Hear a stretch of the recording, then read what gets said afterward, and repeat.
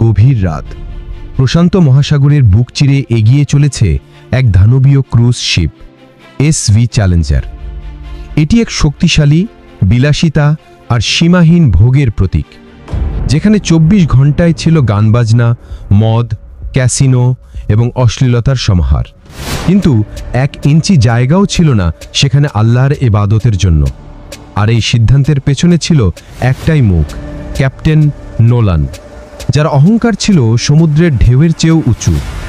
একদিন সে গলা চড়িয়ে ঘোষণা দিল, এই জাহাজে নামাজ, কোরআন, এমনকি আল্লাহর কোনো ইবাদত ও মধ্যযুগীয় কুসংস্কার চলবে না। আমি সমুদ্রের ঈশ্বর, তোমাদের সবাইকে বলে দিলাম।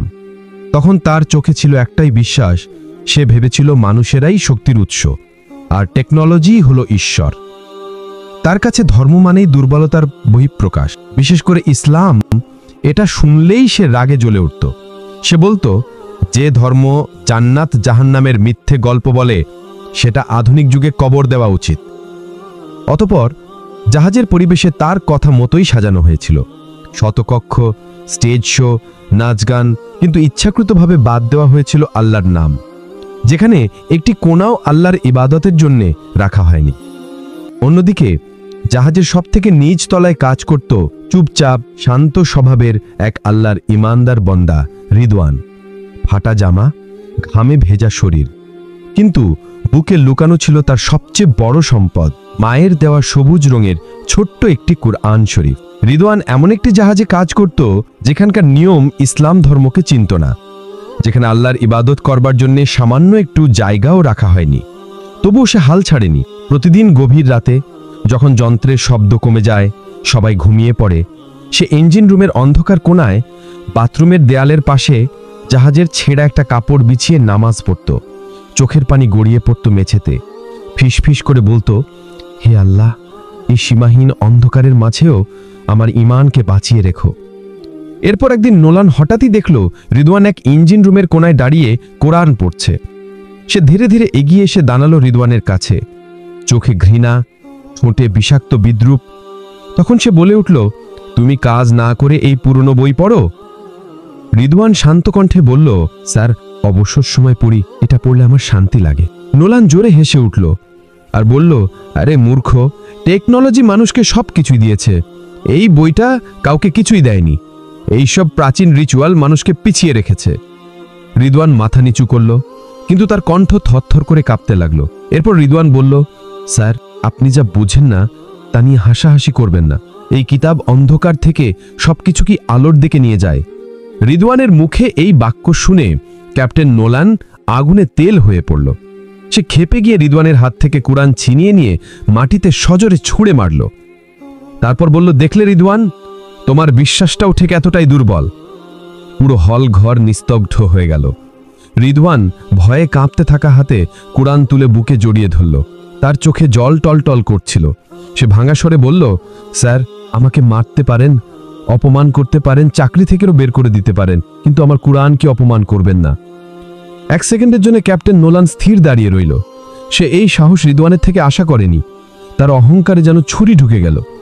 এরপর নোলানের অত্যাচার শুরু হলো।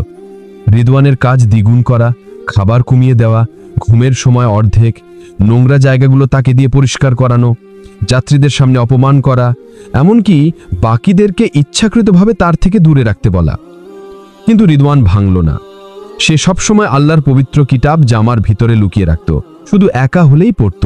এক গভীর রাতে নোলান সিসিটিভিতে দেখল রিদওয়ান জরুরি সিঁড়ির নিচে দাঁড়িয়ে নামাজ পড়ছে।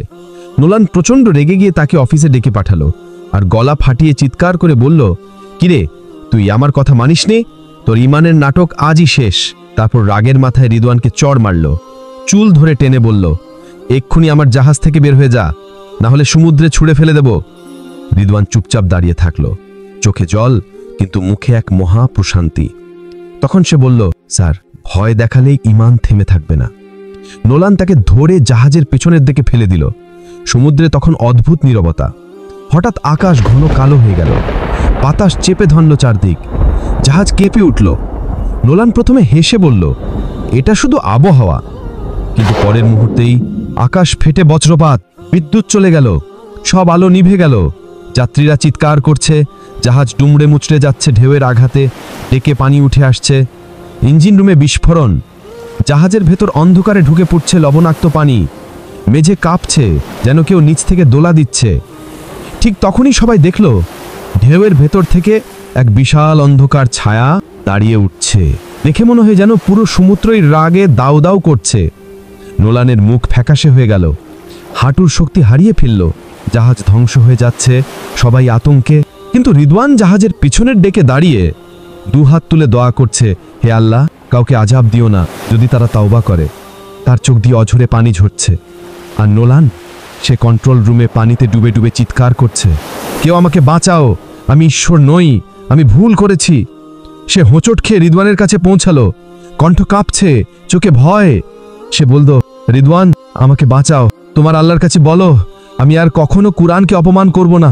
বলল, স্যার তাওবা করুন, অহংকার ছেড়ে দিন। তখন নোলান কান্নায় ভেঙে পড়ল।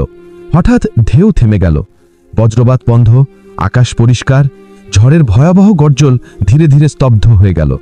সমুদ্র শান্ত হয়ে এলো। যাত্রীরা বেঁচে গেল, কেউ কাঁদছে, কেউ রিদওয়ানকে জড়িয়ে ধরছে। কিন্তু নোলান, সে হাঁটু গেড়ে বসে হাঁপাচ্ছিল।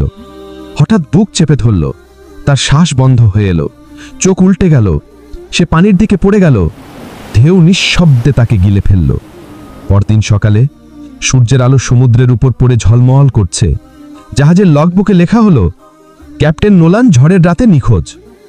রিদওয়ান কুরআন বুকে চেপে আকাশের দিকে তাকালো। অহংকার পতনের কারণ, আর আল্লাহ যাকে চান তাকেই রক্ষা করেন। বন্ধুরা, এই ভিডিওটি যদি কারো কাছে ভালো লেগে থাকে তাহলে অবশ্যই চ্যানেলটি সাবস্ক্রাইব করে বেল আইকনটি বাজিয়ে দিন। সবাইকে ধন্যবাদ। সকলে ভালো থাকবেন, সুস্থ থাকবেন। আল্লাহ হাফেজ।